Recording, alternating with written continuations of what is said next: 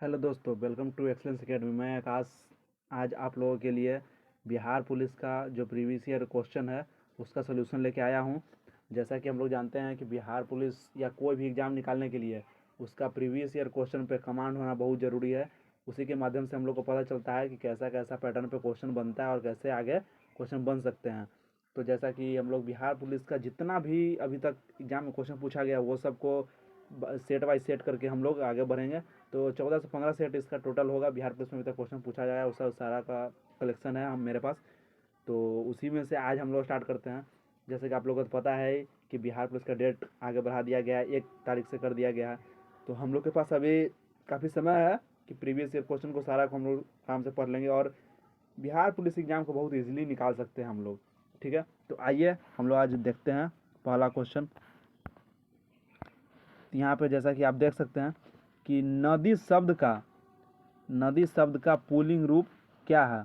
तो आप सभी लोग जानते हैं कि नदी ये क्या है, स्त्रीलिंग शब्द है। तो नदी जब स्त्रीलिंग है तो पुल्लिंग क्या हो जाएगा, नद। पुल्लिंग क्या हो जाएगा, नद। इसका राइट आंसर हो जाएगा नद।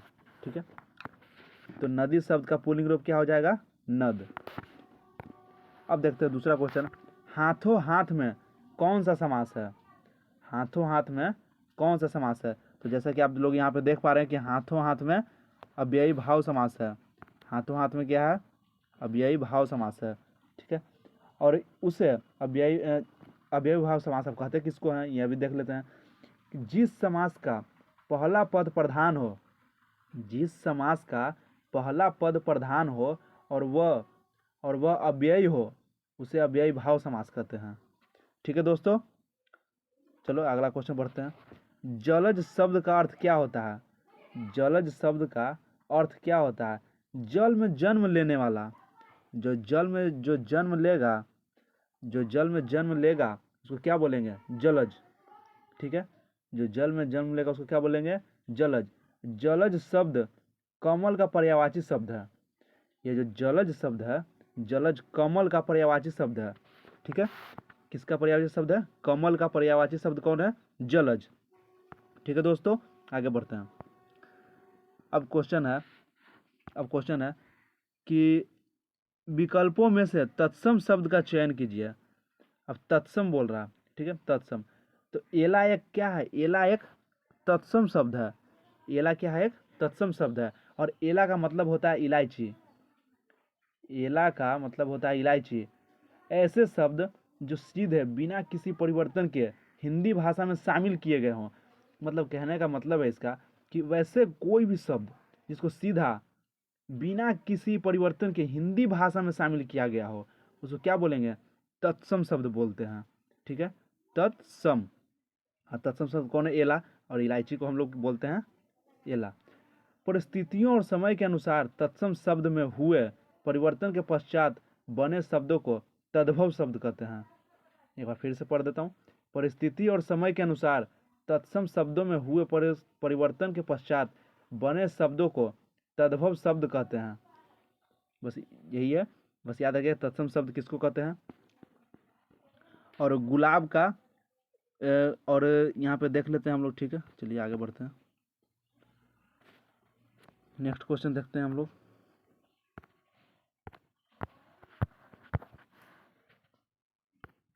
एक मिनट दोस्तों, नेक्स्ट क्वेश्चन देखते हैं। चलिए नेक्स्ट क्वेश्चन, 5वां क्वेश्चन देखते हैं। कौन सा शब्द मोर का पर्यायवाची शब्द है। तो मोर का पर्यायवाची शब्द हो जाएगा कौन, सीखी। मोर का पर्यायवाची शब्द सीखी। मोर का पर्यायवाची शब्द हो जाएगा सीखी। और मयूर, कालपी, नर्तक प्रिय, मेह प्रिय, सीतापांग आदि मोर के पर्यायवाची शब्द हैं। ठीक है दोस्तों, याद रखिएगा कौन कौन है।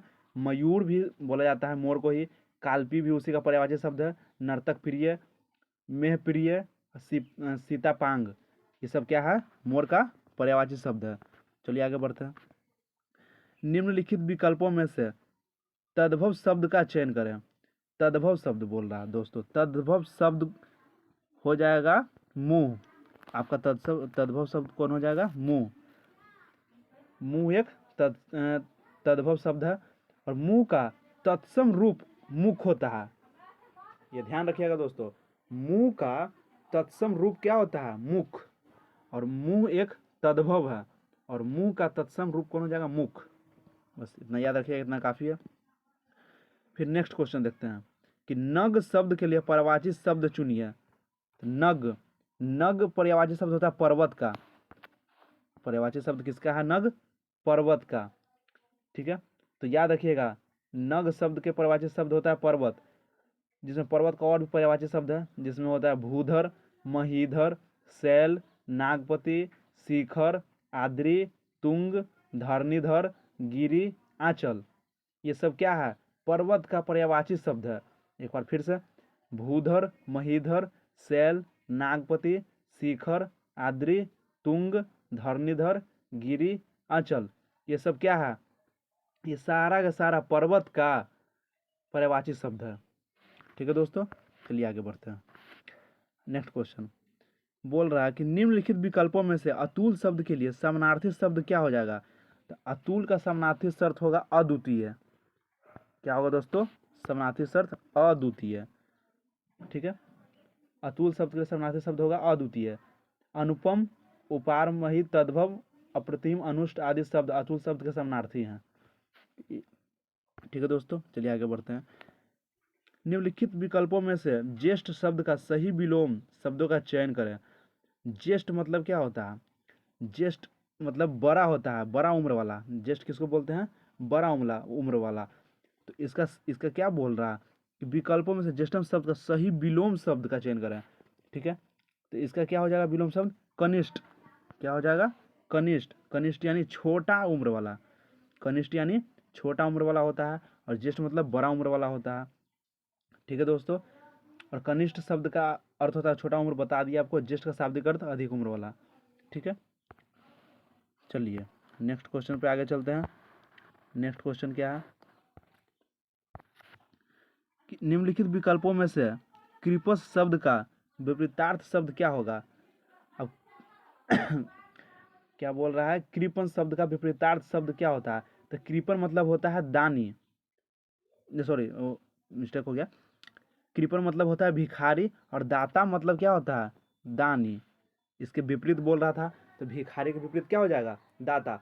कोई भीख है तो कोई देने वाला भी होना चाहिए। बस उसी तरह याद रखना है कि कोई भीख है मांग रहा है तो कोई देने वाला भी होना चाहिए। तो कृपण मतलब होता है भिखारी, और दाता मतलब होता है देने वाला।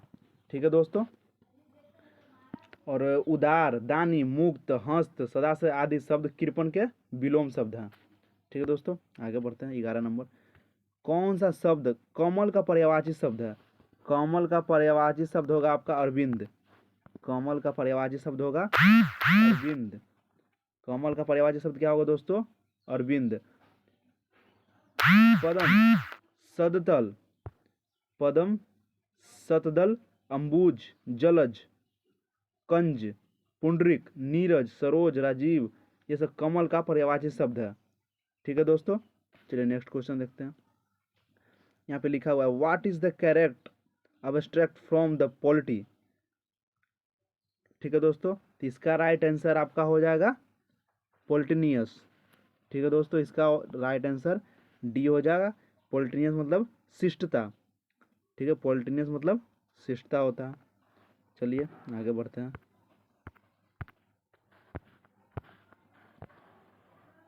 अब यहाँ पे क्वेश्चन है give the plural of his.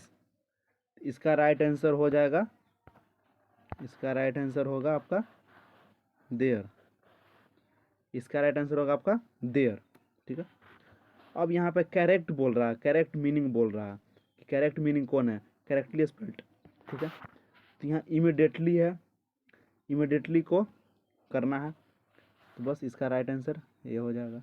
Meaning इसका देखना था IMMEDIATELY, इमिडिएटली। इमिडिएटली मतलब तत्काल, बस इतना ही था। अब बगेगा। ठीक है, इसका तो ऑप्शन ए ही हो जाएगा। ठीक है, अब यहाँ पे मैथ है, तो मैथ तो सारे लोग आप खुद से बनाइएगा, क्योंकि अगर इसको सोल्यूशन करने जाएंगे तो काफ़ी समय लग जाएगा। ठीक है, तो यहाँ पे आप वीडियो के माध्यम से आप देख सकते हैं और मैथ को बना सकते हैं। यहाँ पे देख सकते हैं, स्क्रीनशॉट भी वीडियो से आप ले सकते हैं, उसको सोल्यूशन कर सकते हैं। ठीक है, 10 मैथ होगा इसमें, तो 10 मैथ आप देख लीजिएगा। फिर ये देखिए यहाँ भी मैथ ही है, 22 नंबर, 23 नंबर, 24 नंबर, 25 नंबर तक मैथ ही है। ठीक है, तो आप लोग मैथ का यहाँ स्क्रीनशॉट ले सकते हैं और सोल्यूशन कर सकते हैं इसका, और खुद से जितना प्रैक्टिस कीजिएगा उतना बढ़िया है। बाकी जीके जीएस का जितना भी क्वेश्चन है, स्टैटिस्टिक्स का क्वेश्चन है, वो सारा कुछ डिस्कशन के माध्यम से आपको क्लियर कर दिया जाएगा। बस मैथ आप लोगों को खुद से बनाना है, क्योंकि मैथ तो बनाने वाला चीज़ है। चलिए यहाँ से स्टार्ट करते हैं क्वेश्चन।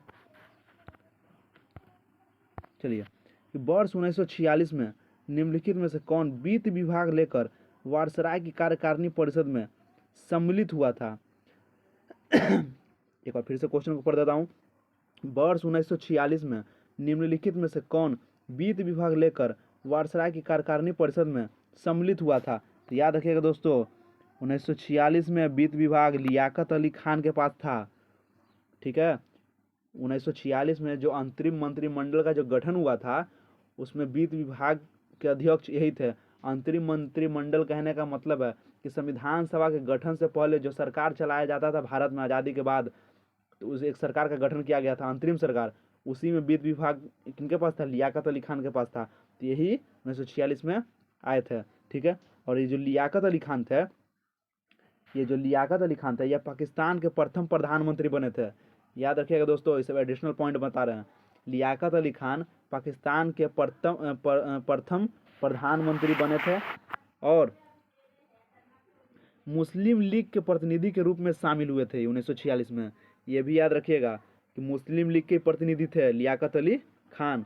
कैबिनेट मिशन के प्रस्ताव पर अंतरिम सरकार का गठन भी हुआ था। याद रखिएगा, बोलेगा अंतरिम सरकार का गठन किसके तहत हुआ था, तो याद रखिएगा दोस्तों, कैबिनेट मिशन के तहत ही हुआ था। और संविधान सभा का गठन भी कैबिनेट मिशन के द्वारा ही किया गया था। ठीक है, संविधान सभा का गठन किसके द्वारा किया गया है, कैबिनेट मिशन के द्वारा ही किया गया है। अंतरिम सरकार में टोटल 14 सदस्य शामिल थे। ठीक है दोस्तों, इंपॉर्टेंट पॉइंट ये सब याद रखिएगा। अंतरिम सरकार में टोटल 14 सदस्य थे, जिनमें कांग्रेस पार्टी से 9 सदस्य थे। कांग्रेस पार्टी से 9 सदस्य थे और मुस्लिम लीग से 5 सदस्य थे। ये क्वेश्चन पूछा जा चुका है, एग्जाम में कि मुस्लिम लीग के कितने सदस्य अंतिम मंत्रिमंडल में शामिल हुए थे। तो पाँच सदस्य थे मुस्लिम लीग के। ठीक है, मुस्लिम लीग के वित्त मंत्री ने अंतरिम सरकार को असफल कर दिया था। याद रखिएगा दोस्तों, मुस्लिम लीग के जो वित्त मंत्री थे ना, वो अंतरिम सरकार को असफल किए थे।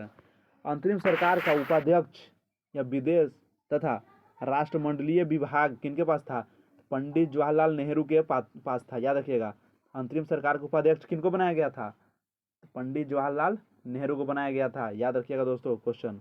चलिए अगला क्वेश्चन पे चलते हैं। क्या बोल रहा है कि कौन बौद्ध धर्म के महान संरक्षक थे।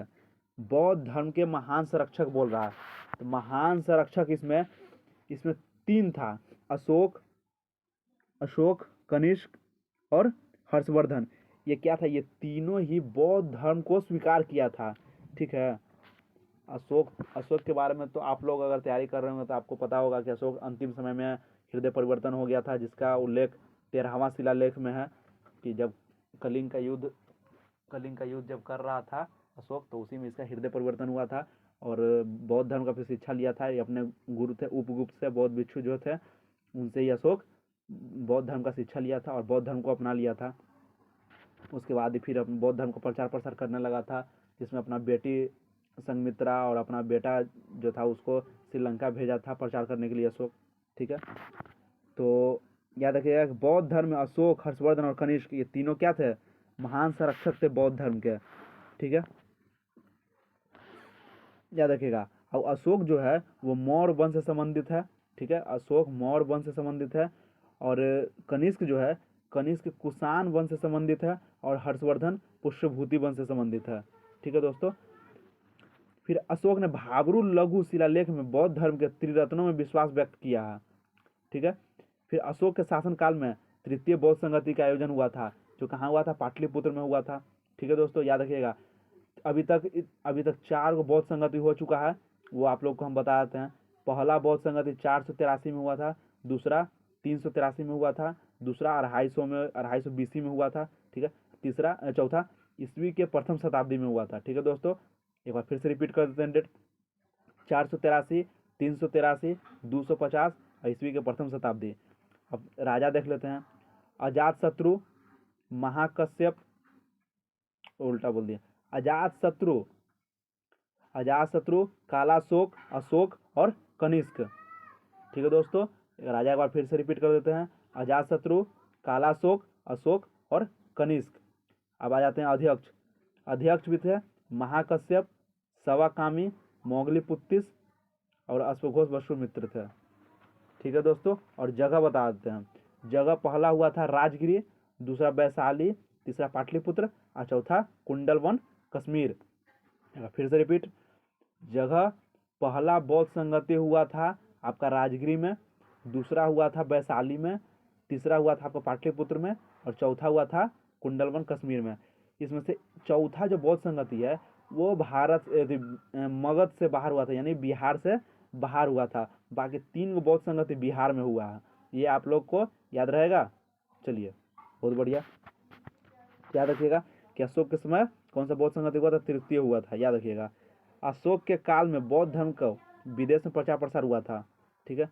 कनिष्क के काल में चतुर्थ बौद्ध संगति का आयोजन हुआ था, अभी आपको बता दिए हैं। कनिष्क के काल में क्या हुआ था, चतुर्थ बौद्ध संगति कुंडलवन कश्मीर में हुआ था। ठीक है। हर्षवर्धन बौद्ध धर्म के महान शाखा को जुड़ा था, याद रखिएगा। हर्षवर्धन बौद्ध धर्म के कौन सा शाखा से जुड़ा हुआ था, महायान शाखा से जुड़ा हुआ था। और गुप्त वंश के शासक केवल वैष्णव धर्म को मानते थे। जो चंद्रगुप्त द्वितीय है वो बौद्ध धर्म से संबंधित था। ठीक है, तो ये गुप्त वंश शासक किसको मानता था, वैष्णव धर्म को मानने वाला था। चलिए, इतना तक क्लियर हो गया दोस्तों। सब पॉइंट को एक नहीं है तो कॉपी में नोट कर सकते हैं, सब छोटा छोटा पॉइंट को कॉपी में नोट करिए, उसको बार बार पढ़िए, बढ़िया हो जाएगा आपका रिवाइज। चलिए नेक्स्ट क्वेश्चन। कौन royal commission on public services in India 1912 का सदस्य नहीं था? तो इसका राइट आंसर आपका होगा बाल गंगाधर तिलक। ये क्या थे, ये रॉयल कमीशन के सदस्य नहीं थे। ठीक है दोस्तों, royal commission on public services in India 1912 के सदस्य में बाल गंगाधर तिलक नहीं थे। भारत में रॉयल कमीशन को इस्लिंगटन कमीशन के नाम से जाना जाता है। किस नाम से जाना जाता है भारत में रॉयल कमीशन को? इस्लिंगटन कमीशन के नाम से जाना जाता है। इस कमीशन के द्वारा भारतीयों को पब्लिक सर्विसेज में अधिक प्रतिनिधित्व देने की सिफारिश किया गया था। ठीक है। भारत में प्रथम ICS की परीक्षा सबसे पहले कौन पास किए थे? तो याद रखिएगा दोस्तों, सत्येंद्र नाथ टैगोर 1864 में। सबसे पहले भारत में ICS अधिकारी बनने वाले कौन थे? सत्येंद्र नाथ टैगोर 1864 में। याद रखिएगा, ICS परीक्षा ब्रिटेन के साथ साथ भारत में शुरू हुआ था कब? 1922 में शुरू हुआ था। जो ICS का परीक्षा था वो तो ब्रिटेन में चलता था, तो उसी समय भारत में भी प्रारंभ हुआ था 1922 में। भारत में ICS की परीक्षा सर्वप्रथम इलाहाबाद के आनंद भवन में आयोजित हुआ था। याद रखिएगा दोस्तों, ICS का परीक्षा कहाँ प्रारंभ हुआ था? इलाहाबाद के आनंद भवन में प्रारंभ हुआ था। ली कमीशन का रिपोर्ट पर 1 अक्टूबर 1926 को UPSC की स्थापना हुआ था। याद रखिएगा दोस्तों, UPSC की स्थापना कब हुआ? 1 अक्टूबर 1926 को। किसके रिपोर्ट पर? ली कमीशन के रिपोर्ट पर। ठीक है, इतना पॉइंट आपको याद रखना है। इतना पॉइंट आप याद रखते हैं तो एक क्वेश्चन से आपको हम यहाँ से 5 क्वेश्चन बता रहे हैं। यहाँ से आपका क्वेश्चन नहीं छूटने वाला है। अगर यहाँ से आप डिस्कशन ऐसे ही बढ़िया तरीक़ा से आप सुनते रहें और देखते रहें और प्रैक्टिस करते रहें तो यहाँ से आपका क्वेश्चन बाहर नहीं जाने वाला है। चलिए अगला क्वेश्चन देखते हैं। किस एक पत्रिका का प्रकाशन महात्मा गांधी ने अपने दक्षिण अफ्रीका प्रवास के दौरान किया था? याद रखिएगा दोस्तों, महात्मा गांधी दक्षिण अफ्रीका 1893 में गए थे। वहाँ एक दादा सेठ थे, उनके वकालत के लिए दक्षिण अफ्रीका गए थे। ठीक है, तो वहाँ जब लौट रहे थे तो एक पुस्तक की रचना किए थे, इंडियन ओपिनियन। सीधा क्वेश्चन पूछा जाता है कि इंडियन ओपिनियन के राइटर कौन है? बस महात्मा गांधी। याद रखिएगा दोस्तों, इंडियन ओपिनियन के राइटर कौन है? महात्मा गांधी। ठीक है, तो याद रखिएगा महात्मा गांधी द्वारा लिखा गया पुस्तक कौन है? Indian opinion. ठीक है, इंडियन ओपिनियन। ठीक है, अब देखिए, गांधी जी ने 1893 में दादा अब्दुल्ला सेठ के वकील के रूप में दक्षिण अफ्रीका गए थे। दक्षिण अफ्रीका में जो रंग भेद की नीति का विरोध में 1906 से 1907 में गांधी जी ने सत्याग्रह शुरू किया था। तो याद रखिएगा दोस्तों, यहाँ से एक इंपॉर्टेंट क्वेश्चन बताने जा रहे हैं। अगर क्वेश्चन आता है कि महात्मा गांधी का प्रथम सत्याग्रह कौन था, अगर ऑप्शन में चंपारण सत्याग्रह भी है और अगर आपका अफ्रीका भी है, तो आप अफ्रीका टिक कीजिएगा। ठीक है, आप अफ्रीका टिक कीजिएगा जब तक कि ना बोले कि भारत में महात्मा गांधी के प्रथम प्रथम सत्याग्रह कौन था, तब आप टिक करेंगे चंपारण सत्याग्रह 1917। उससे पहले अगर जिक्र नहीं करे, अब ऑप्शन में अगर अफ्रीका दिया रहे तो अफ्रीका आप टिक कीजिएगा। ठीक है, सबसे पहले वहीं शुरू किए थे 1906 में। रंग भेद नीति का विरोध करने वाले विश्व के प्रथम व्यक्ति थे महात्मा गांधी, और गांधी ने अपना प्रथम सत्याग्रह दक्षिण अफ्रीका में शुरू किया था। याद रखिएगा, नेटाल हाउस और फिनिक्स फॉर्म और टोल्स्टॉय फॉर्म आदि का स्थापना गांधी जी कहाँ किए थे, दक्षिण अफ्रीका में। और महात्मा गांधी दक्षिण अफ्रीका से कब लौटे थे, तो याद रखिएगा 9 जनवरी 1915 को दक्षिण अफ्रीका से लौटे थे और 1917 को महात्मा गांधी बिहार आए थे। ठीक है, इतना क्वेश्चन आप याद रख सकते हैं। चलिए नेक्स्ट क्वेश्चन देखते हैं। कांग्रेस के किस अधिवेशन में यह संकल्प पारित किया गया है कि विधि के समक्ष जाति, वंश या स्त्री पुरुष का लिहाज किए बिना समानता होनी चाहिए? तो याद रखिएगा दोस्तों, इसका हो जाएगा कराची अधिवेशन। भारतीय राष्ट्रीय कांग्रेस का स्थापना 1885 में हुआ था। ठीक है, उसी में से बहुत सारा अधिवेशन हुआ है, उसी में से एक अधिवेशन था कराची का अधिवेशन 1931। उसी में कहा गया था कि विधि के समक्ष जाति, वंश या स्त्री पुरुष का लिहाज किए बिना समानता होनी चाहिए। ठीक है दोस्तों, 1931 के कराची अधिवेशन में ही नारा लगा था। अब देखिए, इससे पहला ऑप्शन है कि कलकत्ता अधिवेशन 1906। याद रखिएगा, सीधा क्वेश्चन आपसे पूछा जा सकता है 1906 के कलकत्ता अधिवेशन की अध्यक्षता किसने किया था? याद रखिएगा, दादा भाई नौरोजी। दादा भाई नौरोजी ने 1906 के कलकत्ता अधिवेशन किए थे और उसी में सबसे पहले स्वराज शब्द का ही प्रयोग किए थे दादा भाई नौरोजी। 1906 के कलकत्ता अधिवेशन में ही दादा भाई नौरोजी स्वराज शब्द का प्रथम प्रयोग किए थे और स्वदेशी प्रस्ताव इसी में पारित हुआ था। ठीक है, फिर दूसरा ऑप्शन है लखनऊ अधिवेशन 1916। इसमें क्या होता कि गरम दल और नरम दल दोनों एक हो गए थे। इसका अध्यक्षता मजूमदार किए थे, अंबिका चरण मजूमदार ने किया था। ठीक है, लखनऊ अधिवेशन 1916। 1907 का एक सूरत अधिवेशन होता है, उसमें कांग्रेस का विभाजन होता है नरम दल और गरम दल में। ठीक है, वही नरम दल और गरम दल 1916 में क्या होता है कि वापस मिल जाता है, और इसको मिलाने वाले कौन रहते हैं? एक तरफ गरम दल से रहते हैं बाल गंगाधर तिलक और एक तरफ से रहती है एनी बेसेंट। ठीक है, यही रीजन था कि एनी बेसेंट को 1917 का कांग्रेस अधिवेशन का अध्यक्ष बनाया गया था। ठीक है, इतना ही पॉइंट आप याद रखिएगा। तीसरा ऑप्शन है लाहौर अधिवेशन 1929। इसका अध्यक्षता नेहरू किए थे। इसमें पूर्ण स्वराज की मांग हुआ था। ठीक है दोस्तों, पहला स्वराज शब्द का प्रयोग हुआ था 1906 में दादा भाई नौरोजी द्वारा, लेकिन लाहौर अधिवेशन 1929 में नेहरू द्वारा पूर्ण स्वराज की मांग हुआ था। ठीक है, और कराची अधिवेशन का अध्यक्षता 1931 में जो हुआ था उसका अध्यक्षता किए थे वल्लभ भाई पटेल। इसमें याद रखिएगा फंडामेंटल राइट यानी मौलिक अधिकार का प्रस्ताव पारित हुआ था इसी में, कराची अधिवेशन 1931 में। याद रखिएगा, मौलिक अधिकारों का प्रस्ताव पारित हुआ था 1931 के कराची अधिवेशन में। अध्यक्षता किए थे सरदार वल्लभ भाई पटेल। चलिए नेक्स्ट क्वेश्चन देखते हैं। नेक्स्ट क्वेश्चन है कि निम्न में से कौन सा सैंधव स्थल पंजाब में है? पंजाब में है दोस्तों, पूछ रहा है। ठीक है, तो यहाँ पे डी ऑप्शन आपका हो जाएगा, हड़प्पा, रहमान, ढेरी, सरायखोला और जलीलपुर। ठीक है दोस्तों, ये आप सब ये सैंधव यानी सिंधु सभ्यता की बात कर रहा है। सिंधु सभ्यता ये सब पंजाब में स्थित है। ठीक है, इतना पॉइंट आप याद रखें, इतना सा क्वेश्चन आपका बाहर नहीं जाएगा। ठीक है दोस्तों, अब देखिए, और हड़प्पा सभ्यता का सबसे बड़ा स्थल राखीगढ़ी हरियाणा में स्थित है। याद रखिएगा दोस्तों, हरियाणा में स्थित है राखीगढ़ी, तो सबसे बड़ा है। और सबसे ज़्यादा स्थल अभी तक खोजा गया है भारत में, गुजरात में खोजा गया है। ठीक है, आप इतना याद रखें। और हड़प्पा का खोज किया था दयाराम साहनी 1921 में, और 1922 में किए थे राखलदास बनर्जी मोहनजोदड़ो का। बस आप इतना याद रखें। चलिए नेक्स्ट क्वेश्चन आप देखते हैं कि महान शहीद भगत सिंह, सुखदेव और राजगुरु को फांसी दिया गया था तब भारत के वायसराय कौन था? तो याद रखिएगा दोस्तों, उस टाइम भारत का वायसराय कौन था? Lord Irwin. लॉर्ड इरविन, जिसका शासनकाल कब है? 1926 से 1931। और इनको फांसी कब दिया गया था?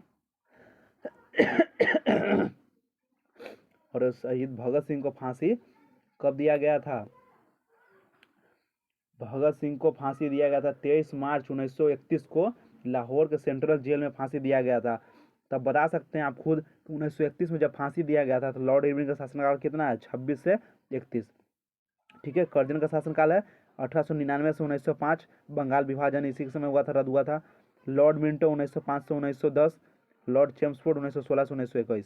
बस आप इतना याद रख सकते हैं। और भगत सिंह को फांसी सैंडर्स हत्या के आरोप में दिया गया था, लेकिन एक बहाना था कि असेंबली में बम फेंके थे, वो बहाना से बस किया गया था। ठीक है, चलिए आगे। अब ब्रह्म समाज के संस्थापक कौन थे? तो याद रखिए, ब्रह्म समाज के स्थापना 20 अगस्त 1828 को हुआ था, और ये राजा राम मोहन राय के द्वारा ही इनका स्थापना किया गया था। ठीक है। और आर्य समाज का स्थापना 1875 में दयानंद सरस्वती किए थे, मुंबई में किए थे, याद रखिएगा। और ये जो ब्रह्म समाज का स्थापना हुआ ये कलकत्ता में हुआ था। बस इतना पॉइंट आप याद रखें, इससे बाहर क्वेश्चन आपका नहीं जाने वाला है। ठीक है। जितना भी पॉइंट बन सकता है वो देख सकते हैं आप कि हम सारा यहीं पे ऑप्शन के पास ही लिख दिए हैं। जितना भी एक्स्ट्रा पॉइंट बन सकता है वो सब यहाँ लिखा हुआ है, इससे बाहर क्वेश्चन आपका नहीं जाने वाला है। ठीक है दोस्तों, चलिए अगला क्वेश्चन देखते हैं। गौतम बुद्ध, गौतम बुद्ध कहाँ पैदा हुए थे? मतलब उनका जन्म स्थली पूछ रहा है। गौतम बुद्ध कहाँ जन्म लिए थे? तो ये तो आप सभी जानते हैं कि लुम्बिनी में इनका जन्म हुआ था। गौतम बुद्ध का लुम्बिनी, जो नेपाल का एक शहर पड़ता है, ठीक है, लुम्बिनी। 563 बीसी में इनका जन्म हुआ था। ठीक है। और 563 में जन्म हुआ था लुम्बिनी, नेपाल। ये शाक्य वंश के थे। ठीक है। और देख सकते हैं कि सारनाथ में प्रथम उपदेश दिए थे, जिसको क्या बोला जाता है? धर्म चक्र प्रवर्तन। सारनाथ में पहला उपदेश दिए थे धर्म चक्र प्रवर्तन। बस आपको इतना याद रखना है कि पहला उपदेश कहाँ दिए थे? सारनाथ। अभी जो मद्य निषेध दरोगा का एग्जाम हुआ है, अभी बिहार दरोगा का, उसमें क्वेश्चन पूछा हुआ था कि महात्मा बुद्ध द्वारा पहला धर्म चक्र प्रवर्तन कहाँ दिया गया था? तो याद रखिए दोस्तों, सारनाथ। इसे बहुत इंपॉर्टेंट क्वेश्चन है। अगर आप देख सकते हैं, अभी मध्य निषेध का क्वेश्चन आप देख सकते हैं, अभी जो हुआ है रिसेंटली में, उसका क्वेश्चन आप जाकर देख सकते हैं। क्वेश्चन मिल जाएगा आपको, सबसे अंतिम क्वेश्चन यही था। ठीक है, चलिए अगला क्वेश्चन देखते हैं। बुद्ध चरित्र का लेखक कौन है? तो याद रखिएगा दोस्तों, बुद्ध चरित्र के लेखक अश्वघोष थे।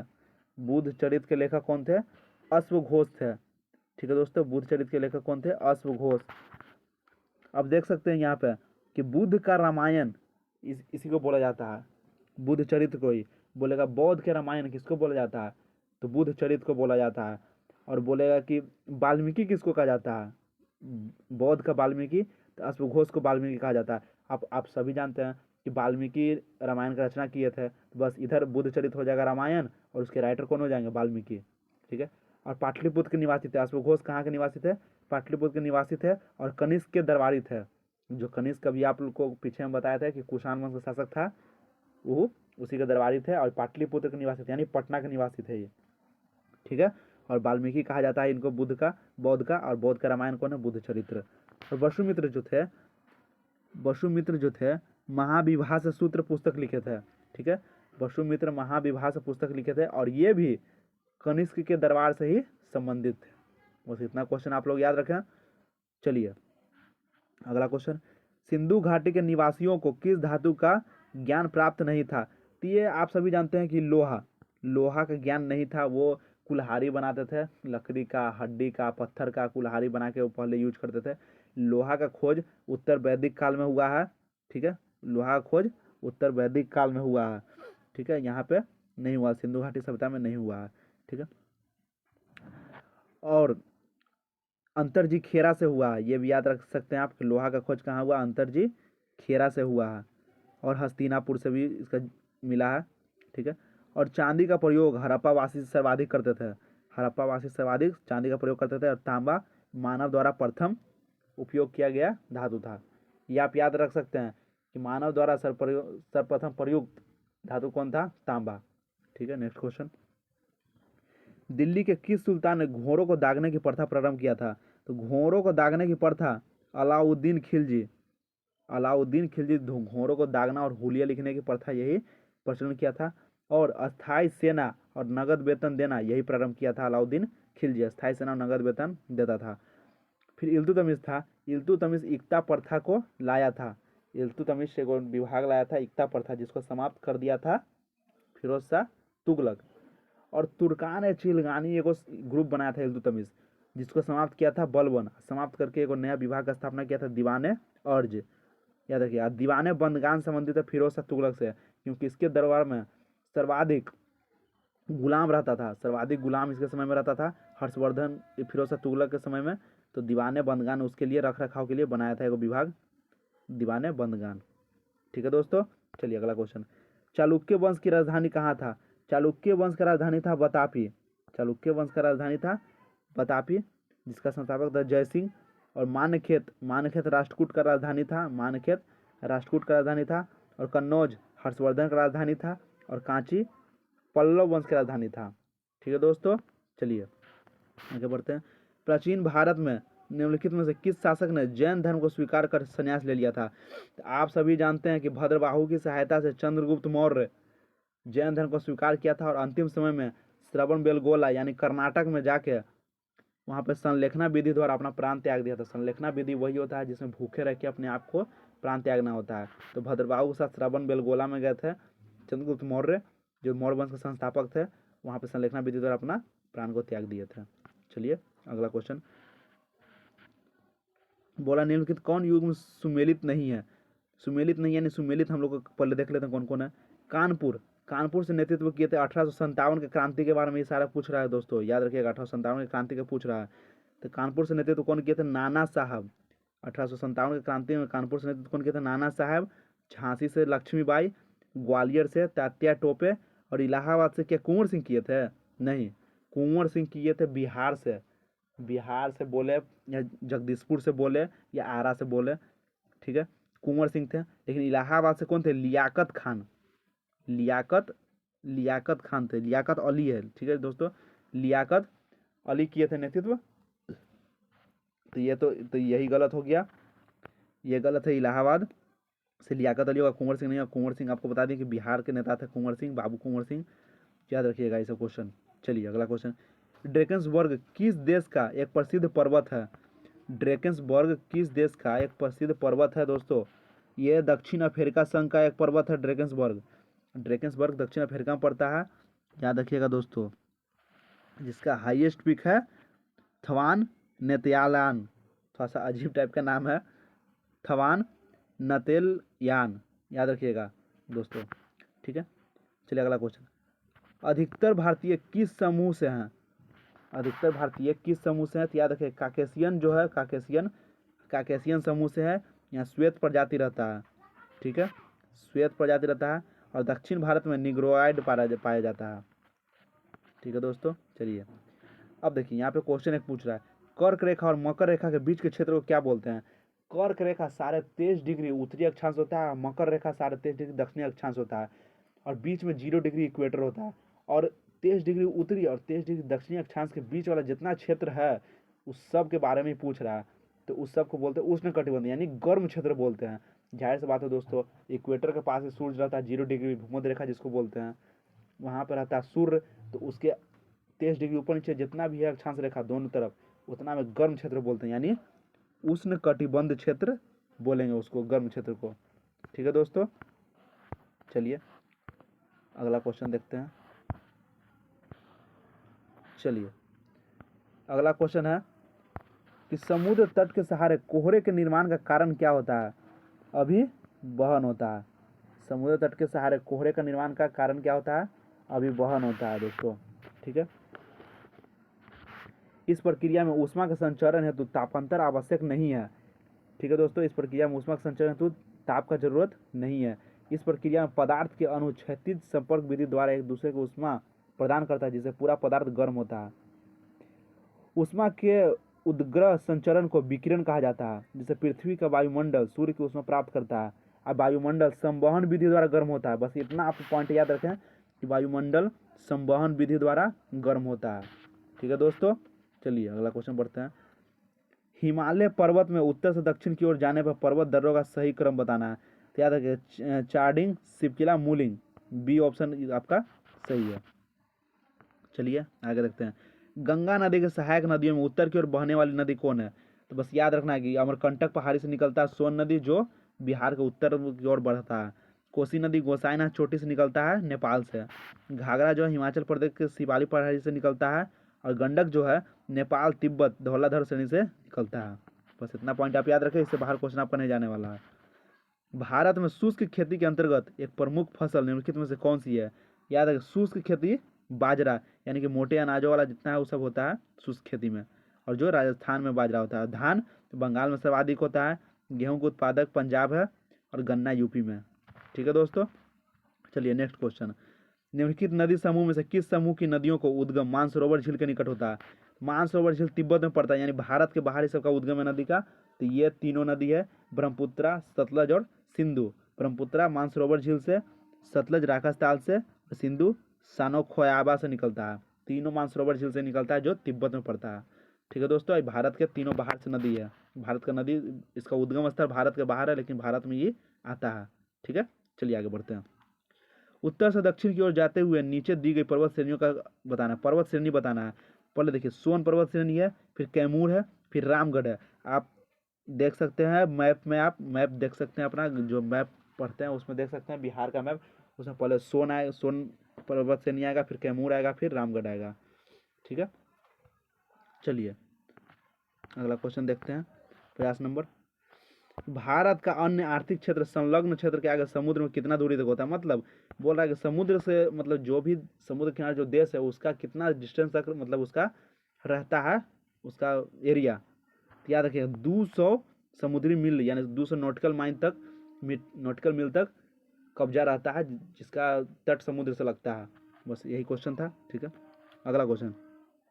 निम्नलिखित राष्ट्रमार्गों में से किसकी सबसे अधिक लंबाई है? तो याद रखिएगा, कोलकाता से हजीरा जो जाता है उसका सर्वाधिक लंबाई है कितना? 1994 किलोमीटर है। याद रखिएगा, कोलकाता से जो हजीरा जाता है राष्ट्रीय राजमार्ग है, उसकी लंबाई सर्वाधिक है 1949 किलोमीटर।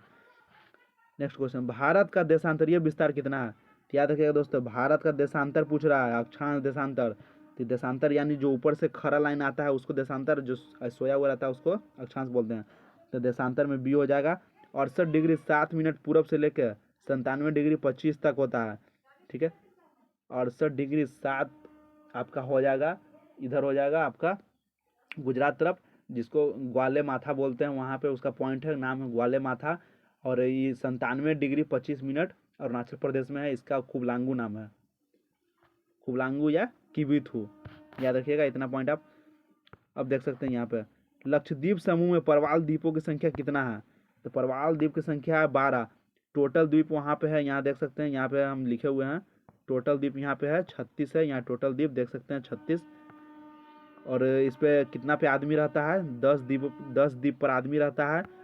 और जो पीटी द्वीप है, पीटी द्वीप, उस पर एगो अभ्यारण्य है, उस पर अभ्यारण्य, लेकिन यहाँ कोई निवास स्थल नहीं है, यहाँ बस एगो अभ्यारण्य है पीटी द्वीप पर। पूछा जा सकता है कि लक्षद्वीप के कौन से द्वीप पे एक अभ्यारण्य है?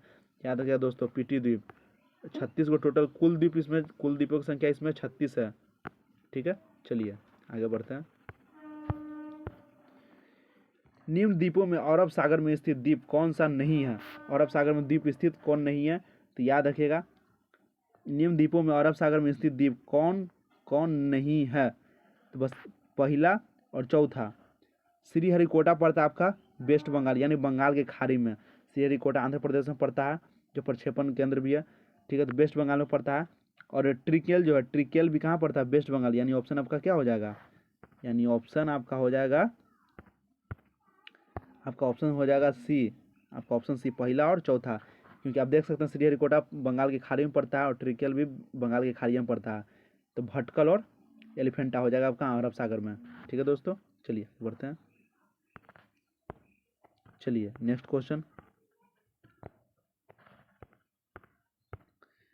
चलिए, निम्नलिखित में कौन सी नदी अरावली पर्वतमाला से निकलती है? लूनी नदी। ये जो लूनी नदी है दोस्तों, लूनी नदी निकलता है अरावली पर्वत। अरावली पड़ता है आपका राजस्थान में पड़ता है। ठीक है, अरावली जो सबसे पुराना, विश्व का सबसे पुराना पर्वत है अरावली, वो वहाँ से एक नदी निकलता है लूनी, जो अजमेर के नागा पहाड़ी से निकलता है। अजमेर में एक नागा पहाड़ी पड़ता है, अरावली के पास, वहीं से निकलता है लूनी नदी, ठीक है। जो सबसे बड़ी जो सब ठीक है दोस्तों, ठीक है। चंबल निकलता है मध्य प्रदेश के जनापाव पहाड़ी से, और माही नदी निकलता है विंध्य श्रेणी से, और घग्गर नदी हिमाचल प्रदेश शिवाड़ी पहाड़ी से, पीछे भी आपको बताया था, अभी क्वेश्चन में था, वहाँ से याद रखिएगा। चलिए अगला क्वेश्चन देखिए, निम्नलिखित में से किसे आधुनिक मनु कहा जाता है? आधुनिक मनु, मनु एक मतलब व्यथित है, पुस्तक लिखा रचना किए थे, तो उनको मतलब बोला जाता था कि कानून उनून बनाने वाला जो थे वही, तो उन्हीं को अभी बोला जाता है भीमराव अंबेडकर। भीमराव अंबेडकर ये प्रारूप समिति के अध्यक्ष थे, ड्राफ्टिंग कमेटी के मेंबर थे, ठीक है। ड्राफ्टिंग कमेटी में टोटल 7 मेंबर थे, जिसके अध्यक्ष ही बने थे, ठीक है। हमारे देश में किसी राज्य की कार्यपालिका शक्ति का प्राधीन कौन होता है? तो याद रखिएगा, राज्य की कार्यपालिका बोल रहा है, तो राज्य के कार्यपालिका का प्रधान होता है राज्यपाल, और वास्तविक कार्यपालिका बोलेगा तब हो जाएगा कौन? आपका मुख्यमंत्री। लेकिन कार्यपालिका से पूछ रहा था कार्यपालिका शक्ति, तो राज्यपाल होगा, ठीक है। चलिए आगे बढ़ते हैं। हमारे संविधान के भाग 3 में उपस्थित धर्म की स्वतंत्रता का अधिकार की अभिव्यक्ति किस प्रकार की है? तो नकारात्मक और सकारात्मक दोनों दोस्तों, ठीक है। जो भाग 3 में हम लोग का मौलिक अधिकार है, वो नकारात्मक सकारात्मक दोनों होता है, ठीक है। चलिए आगे बढ़ते हैं। भारत में नागरिकता संबंधित विधान बनाने का अधिकार किसको है? तो याद रखिएगा, अनुच्छेद 11 के अनुसार संसद को है। अब नागरिकता का जिक्र भाग 2 में है, भाग 2 में नागरिकता, टोटल भागों की संख्या 25 है, याद रखिएगा, लेकिन हम लोग 22 लेके चलते हैं। तो संसद नागरिकता के तहत नागरिकता पे कानून बना सकता है अनुच्छेद 11 के तहत, ठीक है। चलिए आगे बढ़ते हैं। हमारे संविधान के किस अनुच्छेद में पर्यावरण का संरक्षण तथा संवर्धन संबंधित है? तो याद रखिएगा, अनुच्छेद 48 के क, जिसको 42वां संविधान संशोधन 1976 द्वारा जोड़ा गया था। याद रखिएगा दोस्तों, 51 के क, 48 के क में है 42वां संविधान संशोधन द्वारा, ठीक है। चलिए अगला क्वेश्चन देखते हैं। भारतीय संविधान के सार्वजनिक वयस्क मताधिकार की व्यवस्था किस अनुच्छेद में उल्लेखित है? याद रखिएगा दोस्तों, अनुच्छेद 326 में वयस्क मताधिकार की व्यवस्था किया गया है, अनुच्छेद 26 में। अनुच्छेद 324 में चुनाव आयोग है, अनुच्छेद 324 में चुनाव आयोग का उल्लेख है, अनुच्छेद 325 में निर्वाचन नामांकन का है, ठीक है दोस्तों। चलिए आगे बढ़ते हैं। चलिए, संविधान के प्रारूप समिति के अध्यक्ष डॉक्टर भीमराव अंबेडकर ने किस अनुच्छेद को संविधान का हृदय व आत्मा कहा? याद रखिएगा, सीधा क्वेश्चन पूछा जाएगा कि संविधान का हृदय या आत्मा भीमराव अंबेडकर ने किसको कहा? अनुच्छेद 32 को। अनुच्छेद 32 के तहत ही हम लोग सुप्रीम कोर्ट जा सकते हैं, अगर फंडामेंटल राइट यानी भाग 3 का मौलिक अधिकार का अगर हनन होता है, तो अनुच्छेद 32 के तहत सुप्रीम कोर्ट और 226 के तहत हाई कोर्ट, ठीक है दोस्तों। बस इतना याद रखिएगा। फिर देखिए नेक्स्ट क्वेश्चन, सर्वोच्च न्यायालय के संविधान के किस अनुच्छेद समूह से न्यायिक पूर्णावलोकन की शक्ति प्राप्त होती है? याद रखिएगा, अनुच्छेद 13, 251 और 254। बस अनुच्छेद आपको याद रखना, उतना कुछ जानना नहीं है, बस अनुच्छेद को याद रखिए, कौन कौन अनुच्छेद में क्या होता है, उतना आपका काफ़ी हो जाएगा, बस इतना याद रखिए, ठीक है। चलिए नेक्स्ट क्वेश्चन देखते हैं।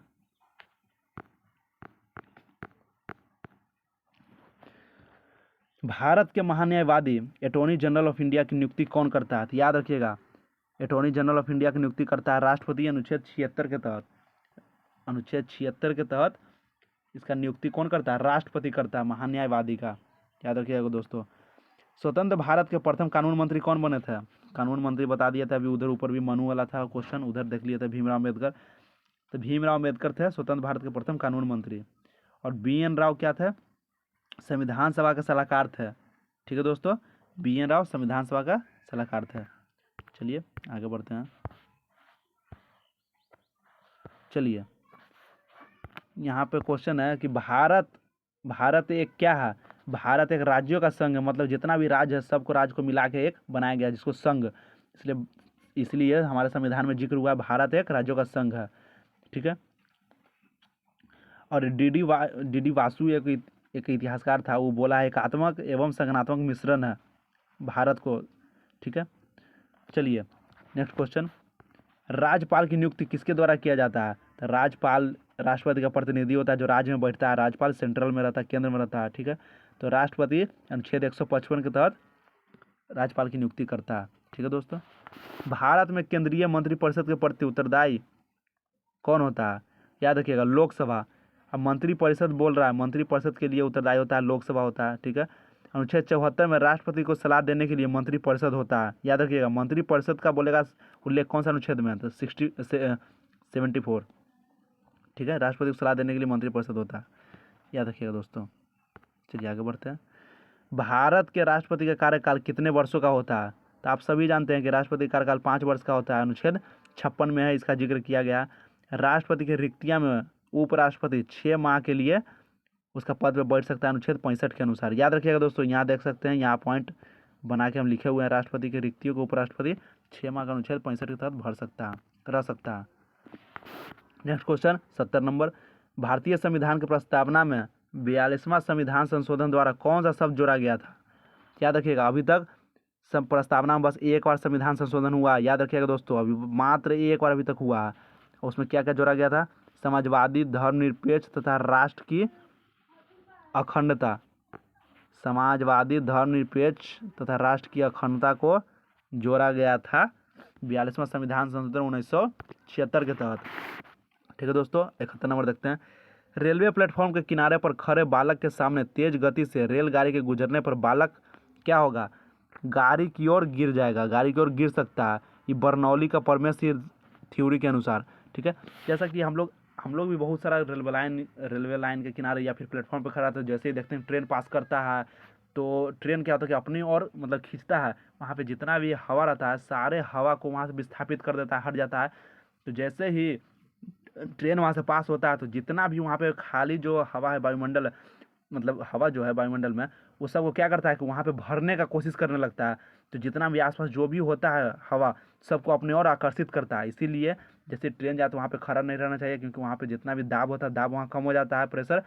इसलिए फिर जैसे वो प्रेशर को पूरा भरने की कोशिश करता है इसमें, तो यहाँ पे इसका राइट आंसर यही हो जाएगा, गाड़ी की ओर गिर सकता है, बर्नौली के प्रमेय के अनुसार, ठीक है। टेलीविजन का सिग्नल एक निश्चित दूरी के आगे के स्थानों पर साधारणतः नहीं प्राप्त हो पाते हैं, क्योंकि पृथ्वी की वक्रता के कारण सिग्नल वहां नहीं पहुंच पाता है। बस इसमें कुछ नहीं है, बस याद रखिएगा इसका आंसर जहाँ पे है वहाँ पे बता ही रहे। चलिए आगे बढ़ते हैं। वर्षा की बूंद गोल होने का कारण, आप सभी बरसात होते देखे हैं, वर्षा की बूंद देखते हैं कि हमेशा ऊपर से गोल गोल आता है। आप कभी सोचने की कोशिश किए कि वर्षा का मतलब वर्षा ऐसा काहे होता है कि गोल गोल क्यों आता है, तो आज आपको बताते हैं कि जल का पृष्ठ तनाव के कारण होता है, उसका गोलाकार जो होता है पृष्ठ तनाव के कारण होता है, ठीक है, सरफेस टेंशन, ठीक है। क्रांतिक ताप पर पृष्ठ तनाव शून्य हो जाता है, याद रखिएगा दोस्तों, क्रांतिक ताप पर पृष्ठ तनाव शून्य हो जाता है। और पृष्ठ तनाव का ऐसा ही मात्रक यहाँ देख सकते हैं आप, यहाँ पे न्यूटन पर मीटर होता है, पृष्ठ तनाव का ऐसा ही मात्रक न्यूटन पर मीटर होता है। और द्रव का ताप बढ़ाने पर पृष्ठ तनाव कम हो जाता है। द्रव में अगर ताप बढ़ा देंगे, मतलब लिक्विड में अगर टेम्परेचर बढ़ाएंगे तो पृष्ठ तनाव क्या हो जाएगा, कम हो जाएगा, ठीक है दोस्तों, याद रखिएगा। चलिए, जल की छोटी छोटी बूंदों पर प्रकाश के कौन सा कारण से इंद्रधनुष बनता है। आप पूछ रहा है कि रेनबो इंद्रधनुष किसके कारण बनता है, तो बस यहाँ आपको याद रखना दोस्तों, अपवर्तन, पूर्ण आंतरिक परावर्तन, याद रखिएगा, अपवर्तन और परावर्तन है, पूर्ण आंतरिक परावर्तन, ठीक है। याद रखिए ये दोनों कारण से इंद्रधनुष बनता है। इंद्रधनुष दो तरीका से बनता है, प्राइमरी और सेकेंडरी, यानी प्राथमिक और द्वितीय भी बनता है, याद रखिएगा। चलिए अगला क्वेश्चन देखिए, किसी व्यक्ति द्वारा अपना पूर्ण प्रतिबिंब देखने हेतु समतल दर्पण का न्यूनतम कितना लंबाई होना चाहिए। तो आप सभी घर में देखते हैं कि पूरा फुल शीशा तो नहीं रहता है, आधा शीशा ही रहता है, ठीक है। तो व्यक्ति की लंबाई आधी होनी चाहिए।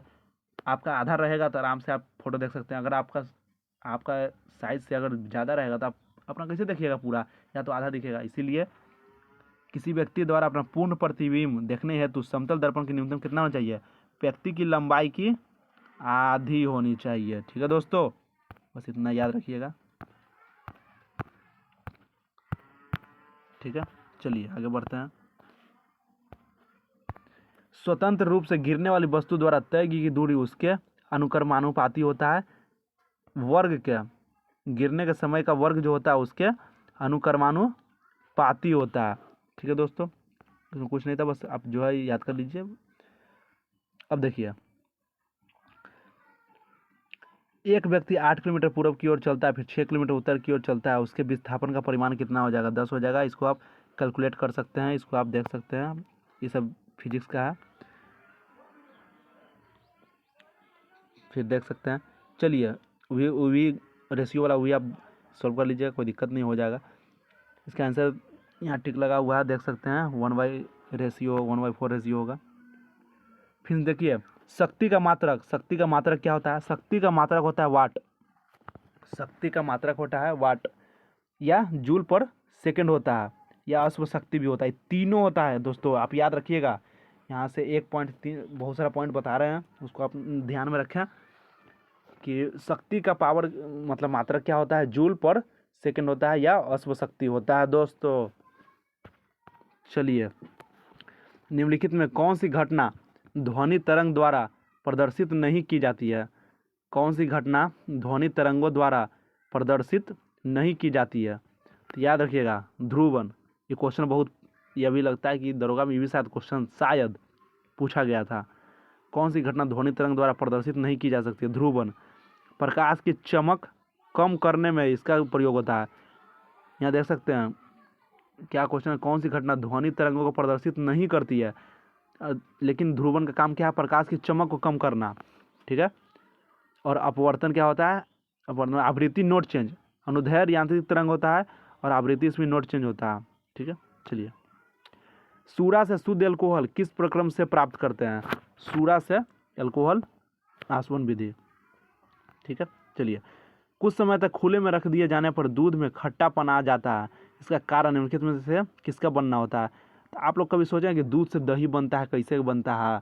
दूध से दही बनता है लैक्टिक एसिड के कारण। याद रखिएगा दोस्तों, लैक्टिक अम्ल, सीधा आप लोग इसको याद रख सकते हैं, दूध में लैक्टिक, दूध से दही लैक्टिक, बस सीधा। यहाँ से कुछ क्वेश्चन नहीं, बस याद रखें दूध से दही लैक्टिक एसिड, खत्म, बस इतना। अम्ल में सेब में मौलिक अम्ल होता है, याद रखिएगा, ठीक है। चलिए आगे बढ़ते हैं। कांच के फ्लक्स में भरे द्रव के द्रव्यमान को गर्म करने पर क्या होगा? फ्लक्स के द्रव का तल पहले कुछ गिरेगा, तत्पश्चात बढ़ना प्रारंभ होगा।